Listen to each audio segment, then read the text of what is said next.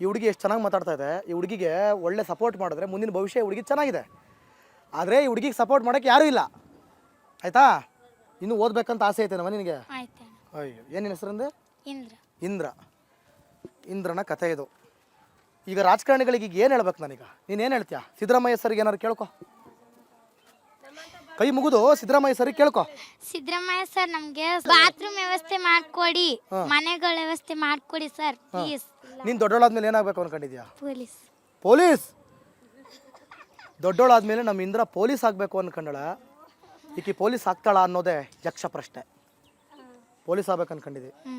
ಸಿದ್ದರಾಮಯ್ಯನವರೇ, ಗೃಹ ಮಂತ್ರಿಗಳೇ, ನಿಮ್ಮ ಇಲಾಖೆಯಲ್ಲಿ ಕೆಲಸ ಮಾಡಬೇಕು ಅಂತ ಅಂದ್ಕೊಂಡಿದ್ದಾಳೆ ಆಕೆ ಇಂದ್ರ.